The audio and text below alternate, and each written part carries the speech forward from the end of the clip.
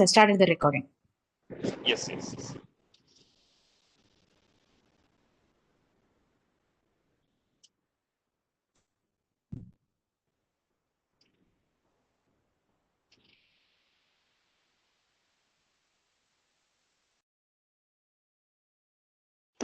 May I begin my presentation?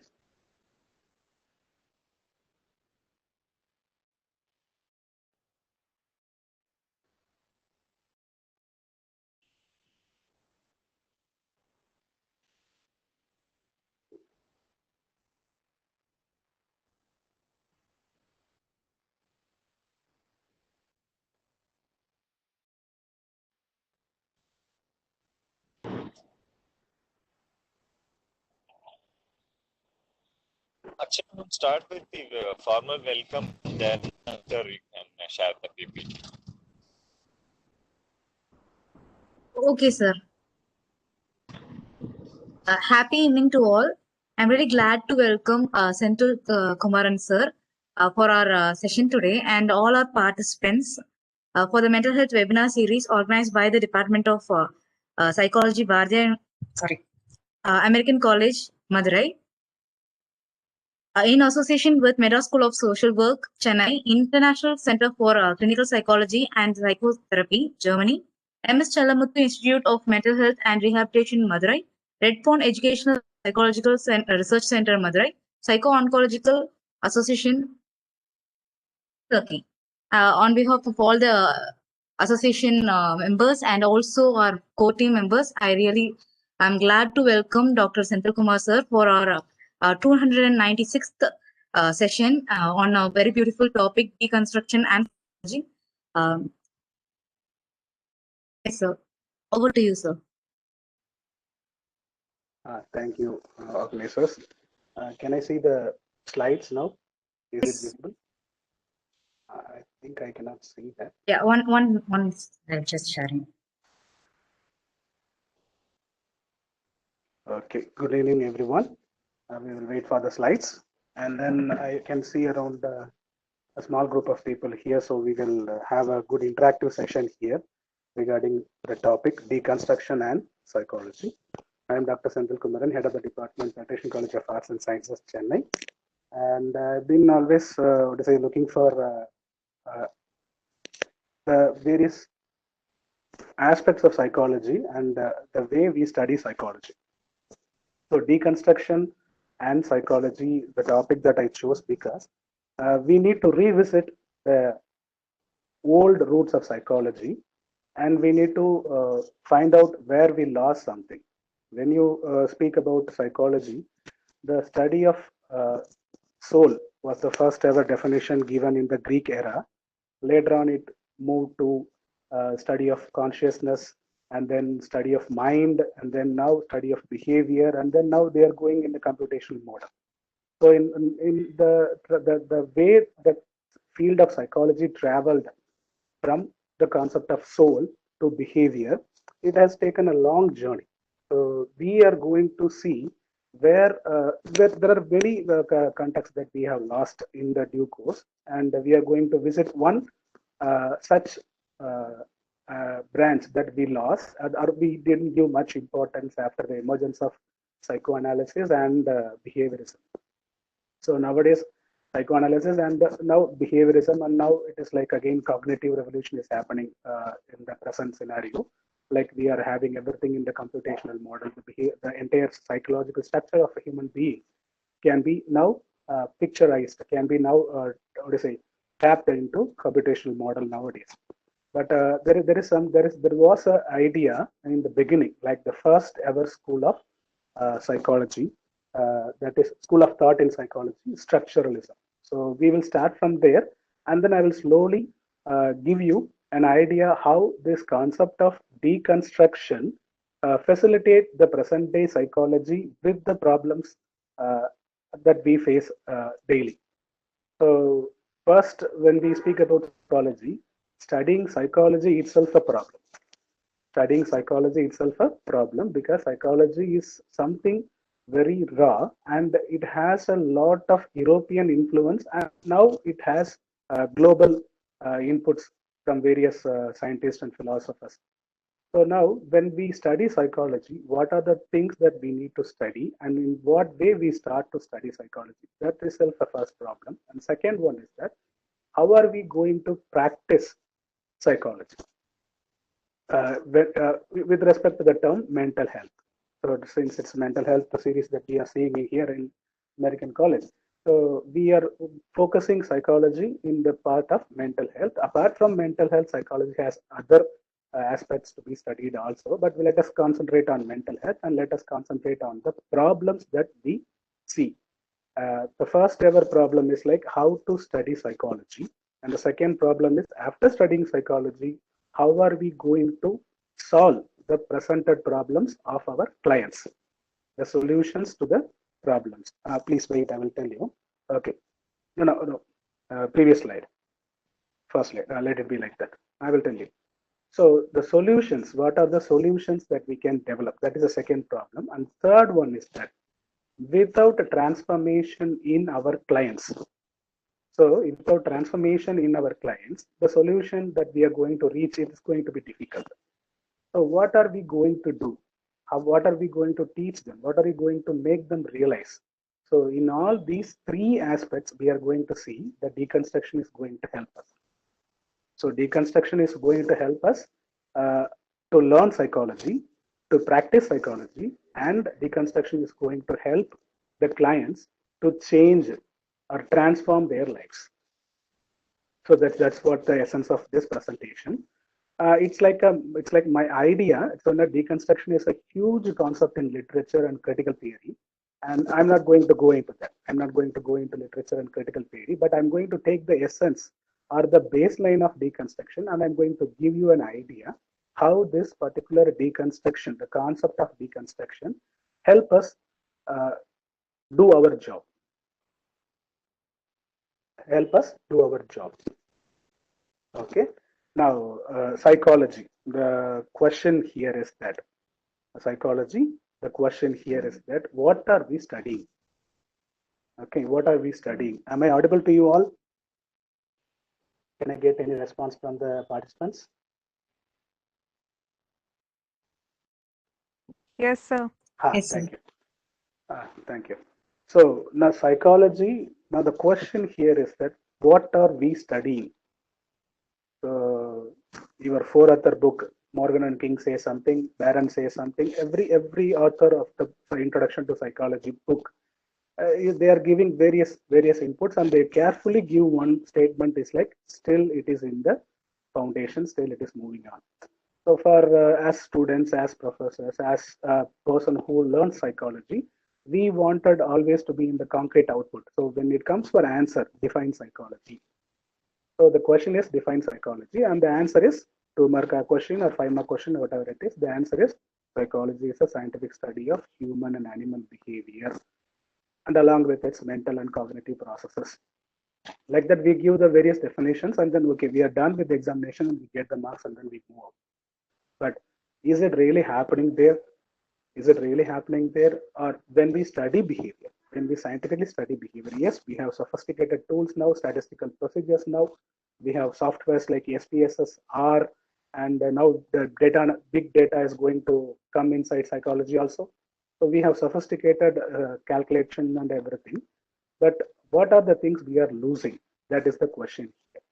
So let us, for a safe side, we don't need to call psychology as a study of soul, study of mind, a study of consciousness, study of behavior, a study of any mental unit or something like that. Let us keep the study of psychology as the study of metaphysicals. So look at the word here, metaphysicals. So what do you mean by metaphysical? Yeah, we know about physical. What do you mean by metaphysical? What are all the processes that you study in psychology? Attention, personality, self, motivation, emotion, forgetting, memory.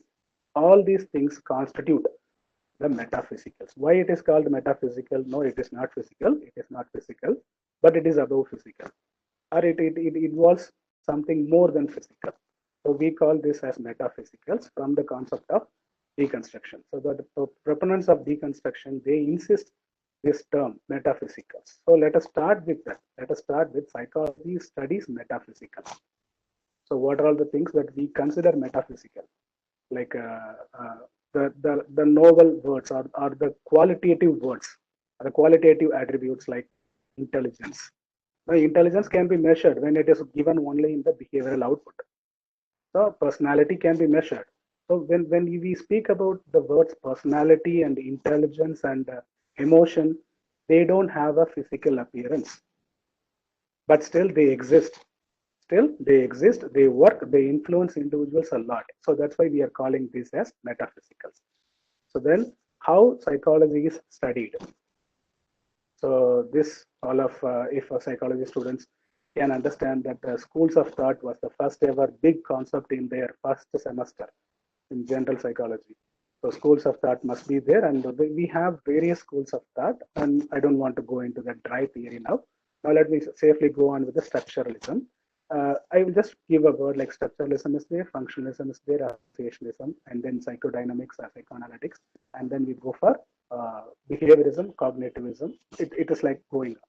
So structuralism is it dominant nowadays. So structuralism was not at all, or is it accepted completely beyond Europe, and it stopped its work after it the functionalism, after the behaviorism, and after the emergence of Sigmund Freud. The previous schools were not quite famous in the field of psychology, but structuralism moved to literature. The literature people, they are working on with structuralist concepts, and then they have another idea called post-structuralism. So let us come to the structuralism point. Structuralism is nothing but the behavior or the psychological structure of humans, the individuals, can be studied through the structures present inside the psychological setup.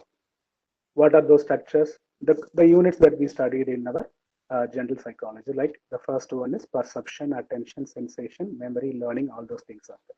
So structuralism viewed these processes, psychological processes, as independent entities or independent structures. So they concentrated on focusing more on structures. So if I'm fast or if I'm not, how to say, audible, please stop me. Then post-structuralism gave an idea called deconstruction. So post-structuralist people, they emerged, and then they wanted to complement structuralism. Like if you are studying about an object, let us study about the whole idea or the way it is moving rather than studying the structures. Now, the functionalism people, when they came, they said, why are you studying eye? Why are you studying nose? Why are you studying mouth independently? Rather, study the entire human being. That is what the idea of functionalism people. But post-structuralism people, they wanted to complement the idea of structuralism. And then they came with a notion called deconstruction. And Jacques Derrida was giving a good idea about deconstruction. So Jacques Derrida, he was giving an idea on text. The text, you can understand the word here, text. Whenever we speak the word text, we always give the verbal idea. But Jacques Derrida has given an explanation on text. Whatever the form of material or anything that carries a information is called text. That is according to Jacques Derrida, text. So text is not just the words, that's the letters. It can be a sign. It can be a, what to say, information board. It can be a non-verbal communication. So according to Jacques Derrida, the text is something which carries an information, Next slide, please. So now the psychological processes. Now you can see the processes, how the processes are going on. The process starts with sensation and it ends with problem solving or the end output. So the entire concept here in deconstruction, we are having 6. I'm sorry, I cannot see someone texted here. How can I see that chat?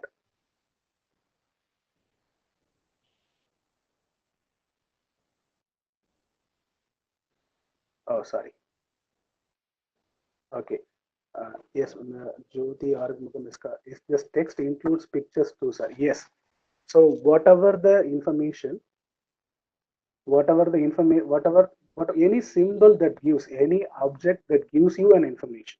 That is called text. Even a signboard, according to deconstruction, the proponents or the philosophers of deconstruction, they are strongly arguing that a signboard, an arrow mark, is having an information. So that is also called text. So how we perceive it, how there is something for us to perceive. That is the information here. So they were always telling that language is a medium of communication.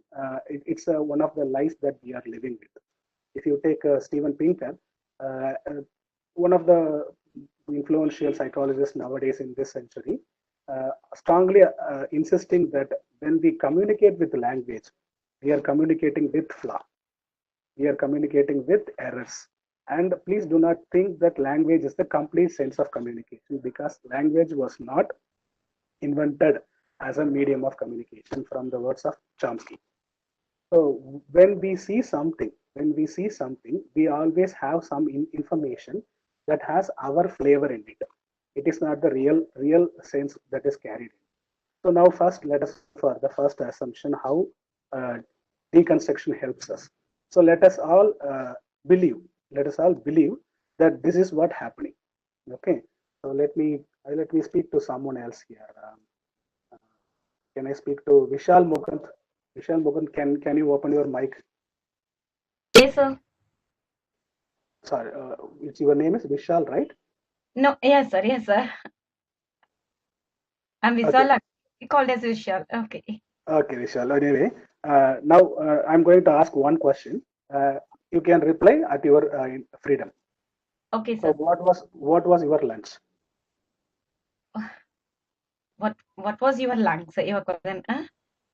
Lunch. What did you have for lunch? To breathe, sir. So lunch.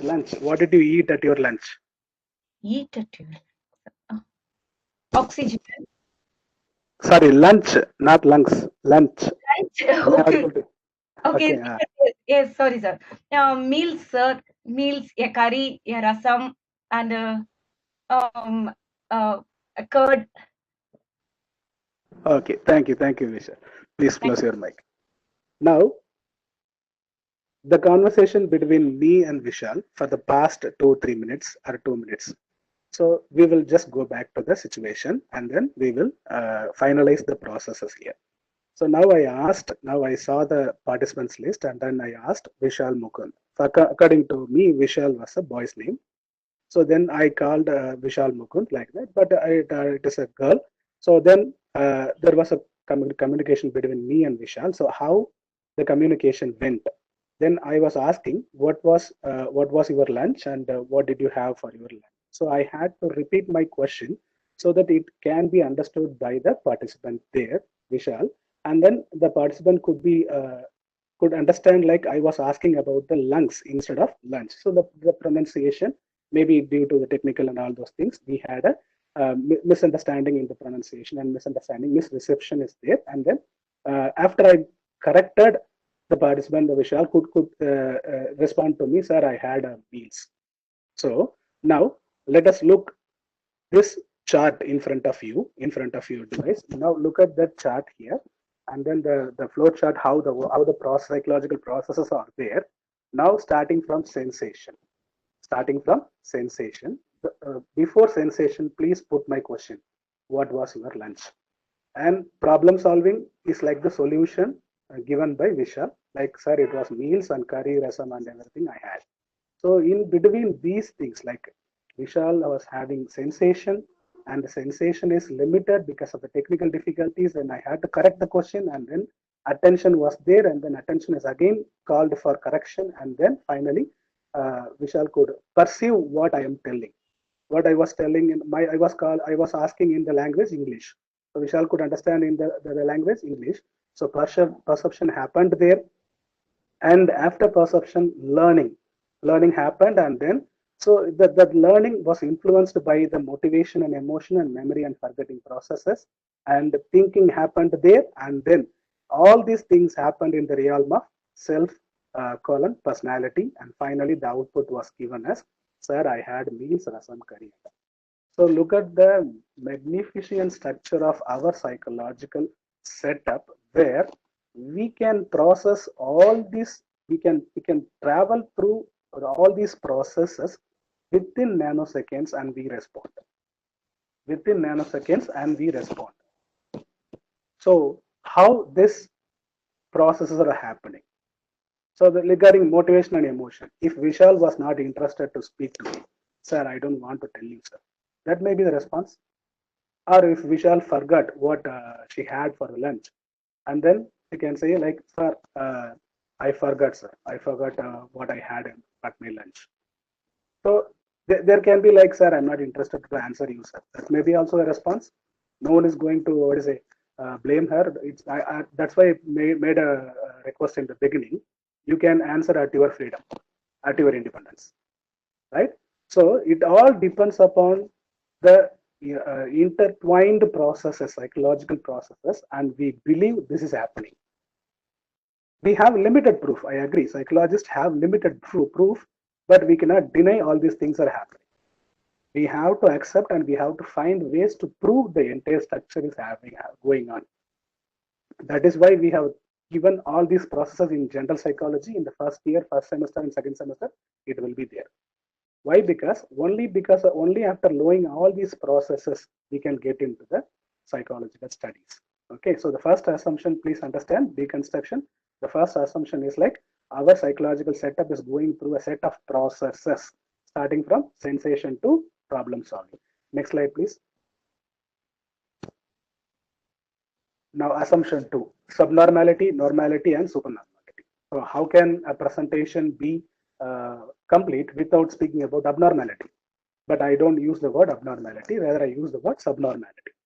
So look at the normal distribution curve here. All of you must be having an idea. So this is normal distribution curve, which is having a strong hold in statistics, especially when it comes to psychological statistics. So normal distribution curve is nothing but a mental picture. It's like a depiction of the normality in data. So we will always test our normality of data. Let us all forget about the statistics that we know. Let us go take this as just an image, just an image. So the 68.25, the 68.25. So this is like I am giving it as an example. It may vary. So we can call this 68.25 like -1 to +1. -1 to +1, keeping the 0 in the middle. If you go like that, then automatically we can see this is the normal population. If you take anything, for example, height of all the individuals in this world, weight of all the individuals in this world, when you normalize it, definitely majority of the population will fall in the middle of this area. If you have some statistical understandings, I will be very happy. If you don't have, please stop me, I will explain it. So if there are 100 students in a class, so if you are measuring the height of all the 100 students and we normalize it using the Z-score, automatically majority of the students will fall in this normality category, like 68.25% will definitely fall in this category. So we always kept that 60 as average mark. Why? Because the normality stands in the 60%. So then the left of 60, the left side, you can see the -1.5 and -2 SD, -2.5, -3.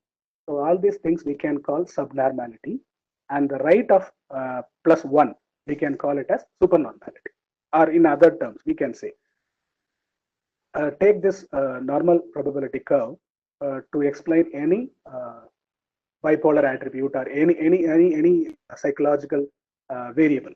For example, happiness. So how many people the happiness? So normal happiness stands in the middle, and the less happiness stands on the left, and the highest happiness or the more happiness or the happiest people stand on the right side. Then you take intelligence. The normal intelligent people stand in the middle, and then less intelligent people stand in the left side, and the more intelligent or the smart people stand on the right side. So if you take any variable of psychology, then definitely we can narrow that variable into this pattern like subnormality, normality, and supernormality. So what is the job of a psychologist? Whenever you find subnormality, like your clients, you have to push them towards normality. Like push in the sense I can say you have to help them or facilitate them move towards normality. And then when you make them stay in the normality, they can be effective, they can move towards effective well-being or supernormality. So that's how second assumption goes on. So the first assumption is psychological processes we believe and we cannot deny. Second one is that all the variables in psychology can be narrowed down in this subnormality, normality, and supernormality structure. Then third one. Next slide, please. There is always difference. There is always difference. Look at the spelling difference there. It is purposely made there because Derrida wanted this difference, the term to be there, because there is no difference in that. Difference or difference, whatever. There is no difference in pronunciation. Okay. So now I want you to answer me. Now in front of you, there are two things are there. First one is the word apple and second one is the image apple. So now tell me which suits your sound apple. So which is the right apple that you can choose? The word apple or the image apple? Can anyone tell me? So which will you prefer to use? Whenever you see you have the image apple, Vishal Mukund says the image apple, and the picture, Jyoti Arumugam says the picture is like that. So this is the difference. When I cut down the picture, and I'm asking you, point me apple. So then definitely you will point the word. But when I'm keeping the word and the apple image, then definitely you will go towards the concrete version of the image. Sarabdeep Kaur also telling image. Thank you very much. So whenever you are looking for the expression, and you are looking for essence, there is always a difference. Now, the word apple is the expression and the image is the essence. Actually, it is not essence. It is like when you have apple in your hand, that is a real apple. Okay. This apple is a text and apple is an image here. That's all. Whenever you have the fruit apple in your hand, that is what the reality. So what deconstruction says us is that there is always a difference between expression and reality, or expression and essence. So since psychologists, we are dealing with mental health issues only by the ways of communication. So I am a psychologist sitting in my cabin, and then there is a client coming, and the client is saying that I'm having a lot of disappointments. I'm having a business loss due to COVID-19.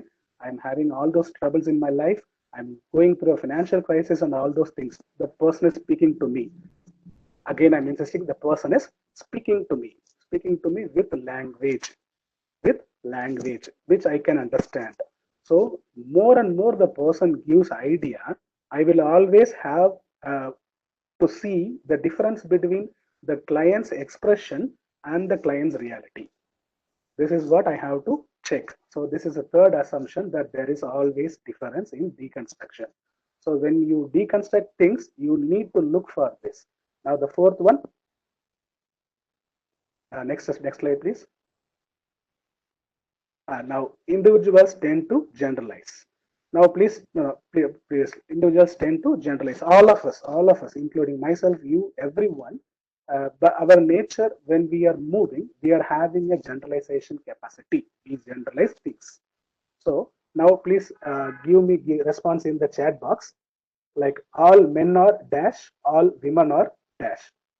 So you can just enter all men are dash and all women are dash. You can fill the answer here. I am waiting for some responses in the chat box. All men are brave. All women are, Kirtana, please.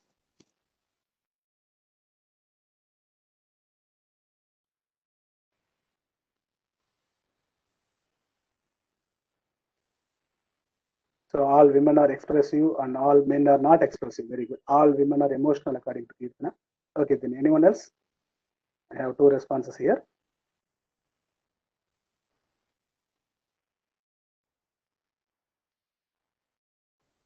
Okay. So anyway, these things are enough. Like we will go to the concept. Like whenever we pose this question to students in the class, there will be quite a interesting responses would come. Where all men are what to say when it comes for boys, they will always support their side, and girls, they will always support their side, and then mutual allegations will also be there. That's a good question to ask in the group of school students when you want to break the ice, especially all men are emotional. Okay, so all men are emotional, all women are emotional according to Kirtana. So now, in a group of like 20, 18 people here, we are having various ideas regarding this. So this is how I'm telling it's nature. It's not a bad thing. It's a nature. Like we do have an idea to generalize always, but whenever we are asking all men are praying, okay, so then we will ask there are some covers also. All women are emotional. There are some strong people, strong women also. Like that, we can rationalize. After generalization, we can rationalize. But the first ever attempt for us to see anything is generalization. So in our day-to-day life, this generalization helps us to develop us and also what is it, spoils us. So both things are there in this. So we need to have this assumption like individuals tend to generalize. Next, please slide please.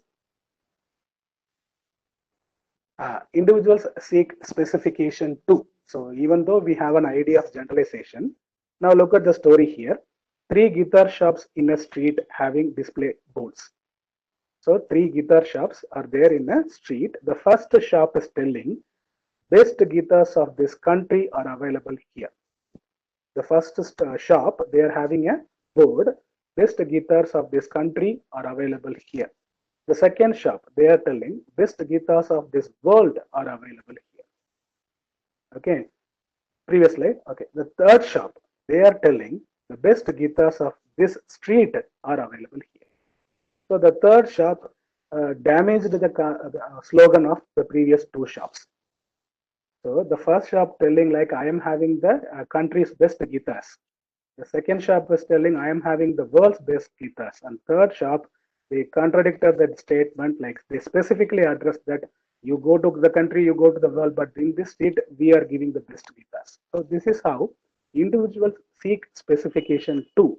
And when you deal with millennials, based upon my small experience, I'm telling, and it's up to you to take it. When you deal with millennials, they seek this specification a lot. When it comes to previous 2000 people born before 2000, I cannot generalize that, but there is a strong difference with the millennials. Like they are having this specification idea a lot. Like they want things to be concrete, sharp at their hand. So that's very, very what to say, quite. They are very, very clean, and they are very what to say, straightforward in their addressing of in their expressions. Okay. Then assumption 6. Next, the last assumption that we are having. Next slide, please. Okay, so deconstruction helps effective well-being. So that is where the concept of self-regulation comes. So I am having something, I am having my life, and I can do anything with my life. I can do anything with my life, and but I have a regulation in my life. So you can see self-regulation is an opposite character of losing oneself in something. So when you take addiction, it is like losing oneself.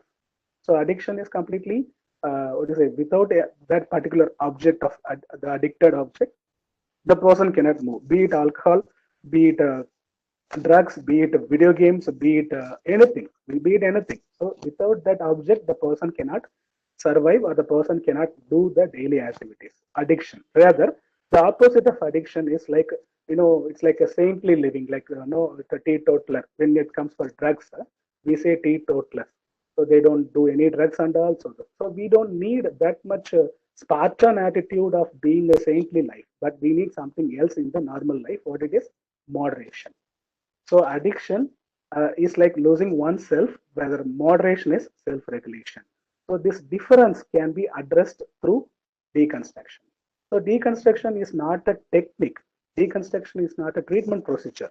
Deconstruction is not a method. Rather, deconstruction is an intellectual style. I will tell you. I have kept the definition at the last. Okay, before that, I wanted to give you one idea here. So then, adversities versus resilience. So whatever the adversity you face in your life, be it any loss, family loss, a relationship breakup, and financial loss, and you are expecting a job, you are going for interviews, the job is not there, and you are being rejected at various places. You have big dreams, but it's not coming in there. And then whenever you are having a development, there is always a lag in your, there is always a blow to your life, and you feel a lot. You feel depressed or you feel sad. Let us for a safe word, the person feels sad. So whatever the adversities are there, there should be resilience. So resilience is bouncing back from adversities, as we know the definition is there. So whenever the adversities are there, we develop resilience. Deconstruction helps us this resilience. And maladjustment versus coping. You are going to a new situation, or you are getting you are developing to a new situation, new role, and then there is a serious maladjustment with that situation, with the job, with the life that you are having. Then deconstruction helps you to cope with the maladjustment, or to bounce back from the maladjustment. So these are the 6 assumptions we deal with the deconstruction. Then the next slide. Okay, now let us see about construction and deconstruction. Social and cultural construction is like, it's leading to growth and also pathology. So whenever a child is born, people will always be asking the next question: when the child will crawl, then when the child will walk, when the child will speak, and then where are you going to admit the child, in which school, what degree, and what job. So it's like socially constructed values are always there in our society, and cultural construction is also there. So at some part, social construction helps us to develop. It makes us to grow. It makes us to move. At the same time, it is also the reason for various pathology in individuals. So social construction is the strongest phenomenon. You cannot, outrun it, or you cannot, challenge it also. Rather, you have to make a balance. You cannot, move forward, or you cannot move backward. You have to walk alongside with social construction. And deconstruction is needed as pruning of our knowledge or understanding, whatever it is. So whenever we have an understanding about things, whenever we have generalization about things, the deconstruction makes us to revisit the knowledge that we are having, especially the projection of relationships in movies and the relationship status in the reality. This is where the deconstruction is needed for the present scenario I am telling. Why? Because when there is projected in a movie or in a simulated environment, the individuals like it very lot, because it gives what they want, and when they expect the same amount of the quality of the relationship to be here in the real life, then there is a huge blow to them. So this is like we get knowledge or understanding from movie, and we try to patch up with the reality or real life. Then deconstruction helps us helps us cut down the poor understandings or misunderstandings that we have. Next slide, please. And definition of deconstruction, and I'm having an idea. So there is, when you go speak with the deconstruction proponents and all those people, and I have been in contact with some literature critical theorists also, they were telling, why do you need a definition? Let the deconstruction be the deconstruction. They will always tell that, because we psychologists, we always have an idea like whatever the variable we are studying, we will have definition, defined personality. Personality is a dynamic organization within an individual of whose psychophysical systems uniquely adapt with the environment, by Gordon W. Allport. We write this, we are very happy, and we get good marks. So psychologists are always looking for definitions in terms of words. But when you go to literature, critical theorists and all those people who follow deconstruction, they don't believe in defining things. They don't believe in defining things, and they enjoy the uncertainty. That is not at all possible for psychologists. But actually, in reality, the uncertainty should be there, should be recognized. The uncertainty should be recognized so that we can go for more solutions. So the nature of no definition lets the ground open. Rather, we will not go the definition, we will have the understanding.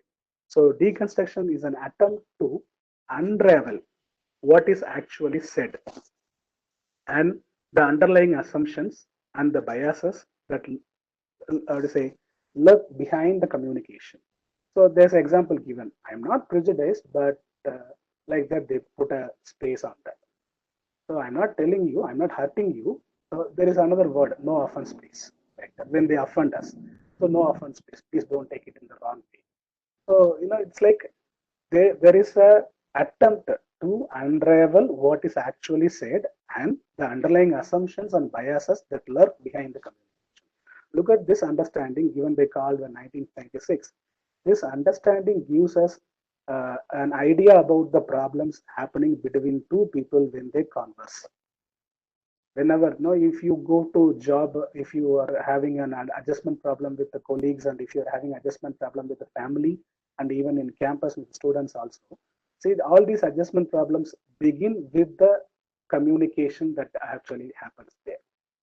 So according to deconstruction, the proponents of deconstruction, they say the language is not at all what do you say clean in its nature. Language is not at all clean in nature. So not only language, the text. The smileys are all considered as text. The emojis that are there in WhatsApp, those are also considered as text. When someone is explaining you their what do you say critical situation, like they are having trouble, and then you just put a smiley, like a emoji with a smile there. So it may give various communications. The person on the other end may say that, okay, this person is accepting our discussion with a smile, may take it like that, or else the person is, what to say, smiling at or laughing at our problems. So there are various, the differences are there. And the John R. Moore's understanding is given here. Deconstruction is an intellectual style. So it is not a technique, it is not a method, it is not a treatment procedure. Rather, it is an intellectual style where you keep everything as it is and then address the problems. Next slide, please. Okay, how deconstruction helps psychology. I have given two important concepts here, like the metaphysical assumptions that persist within the cognitivist approach. What are those perceptions? Like we are having the higher order cognitive operations in our psychological structure can be revealed and overcome by application of concepts of deconstruction. So what are all the higher order cognitive process that we are having, especially that something called tacit processes. So it's always a secret, or it's always a tight box, like reading others' mind. So our mind is like having a lot of things going on, and it is very, very hard for us to stop thinking. Okay, so people are saying that meditation helps and focusing helps, yoga helps, and all those things. But the nature is like, it is like a unending river, or a waterfall that falls always, a fountain that is on always. So the thought chain will definitely coming, and then it interacts with the present environment outside, and it is going on. So the metaphysical assumptions of cognitivist approach can be much revealed or can be given outside or overcome when you apply the concepts of deconstruction. First help, and second one is that the theoretical psychology. You have various theories like Sigmund Freud's theory, Erik Erikson's theory, and Karen Horney's theory, and all those theories are there. So each and every theory can be deconstructed and criticized, and then you can take the best out of it. There is no need for you to accept all the theories, and it is very hard for us to accept all the theories. Rather, we deconstruct everything and criticize everything, and then finally we take the best for our practice. Then next slide, please.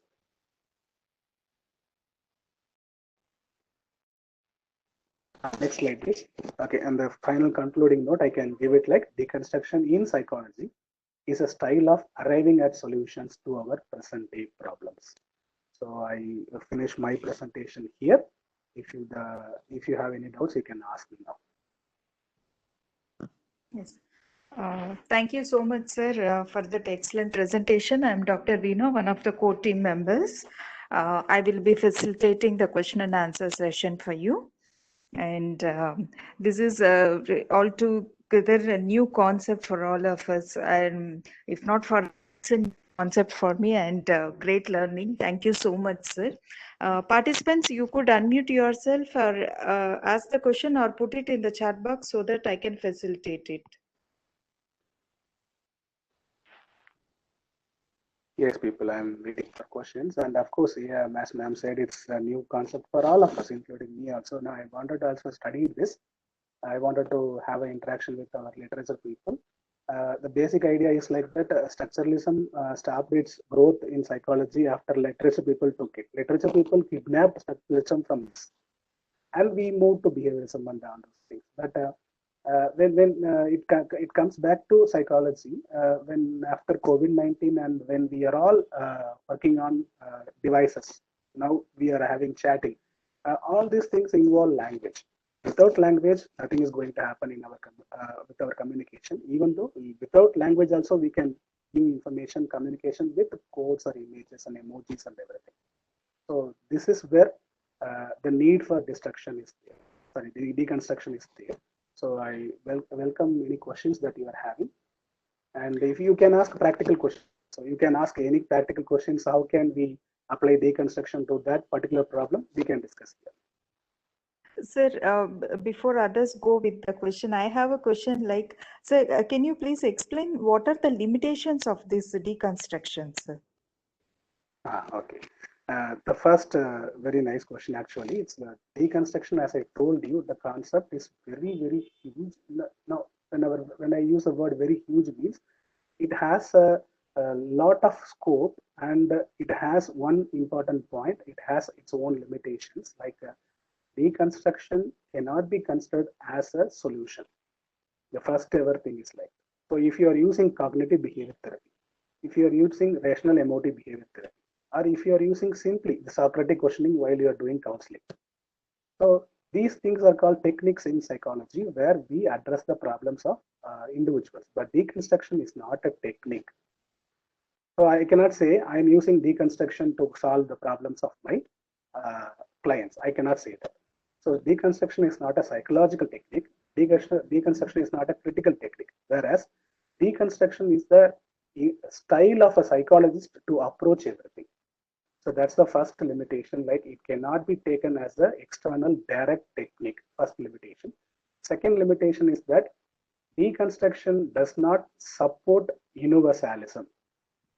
This is again a sensitive debate, I can tell you. The universality of any concept is not accepted by deconstruction.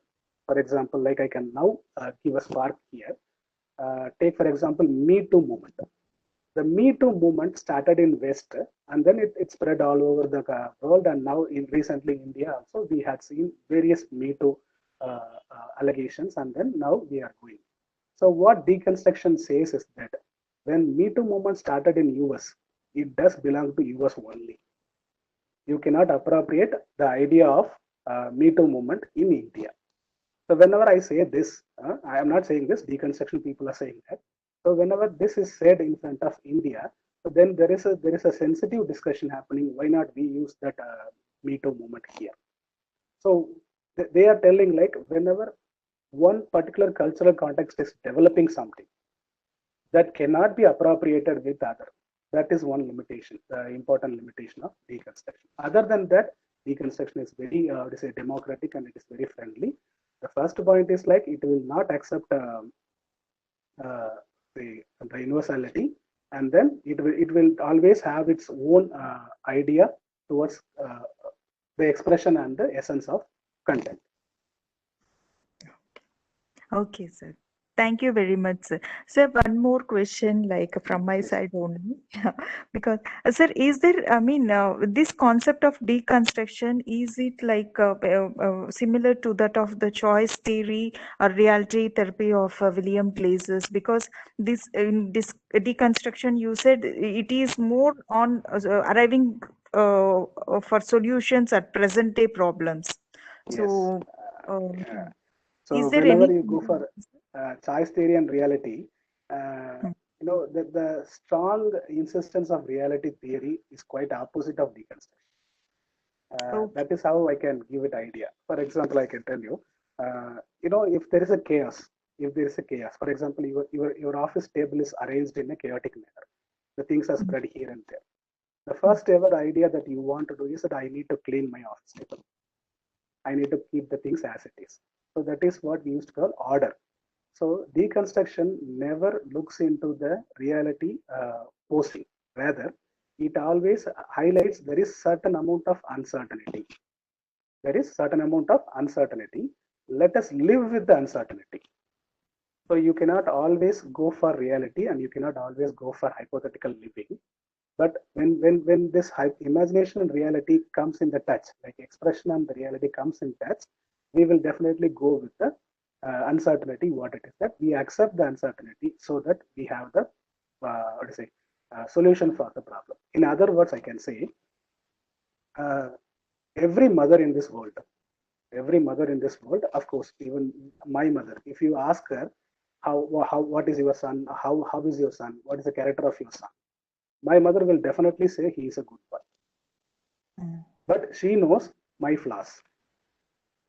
So this uncertainty, my mother will not reveal it, but deconstruction says that reveal the uncertainty, and then it will lead you to the reality. That is what the major difference between reality, chance, and then deconstruction. Okay, Of course, sir. it is a long study. It will go after. If you people, the participants, please, when you go through and read the deconstruction and the applications of deconstruction in psychology, it will be very easy for you to get along with the clients in the future, and then it will change your perspective about humanity and the helping profession that you are having. Sir, are there any courses available for this deconstruction? Right now, there are no specific courses that link deconstruction in psychology. Rather, it's like individually we are we have to find out. And this, whenever you go for discursive psychology, I will type it in the chat box. If you could find any course in this, it is always easy for us to understand deconstruction. The exact essence of deconstruction is applied here in discursive psychology. For example, if you are giving a client a paper and then asking the client to write, or if you are recording the client's words, how are you going to interpret the statements the client is giving? That is addressed in discursive psychology. Whether it is not addressed in counseling psychology, it is addressed in discursive psychology. How are we going to approach the expressions by a client? Because language is the problem, and language is the medium of expressing the problem, and language is the medium where we are going to give solutions. So discursive psychology is the best if you could study that. Thank you so much, sir. Sir, can you please type your mail ID so that if any queries are there with the participants, they can write to you, and also, if possible, suggest a few books on this, sir. Okay, sure. I will give my mail ID. Books, we can say like some articles I can give Yes, by Derrida. yes, sir. That will So, be, yeah. no, I'm typing. No, Derrida's is very raw, and it is very difficult for psychologists to go on that. But you can have the understanding there.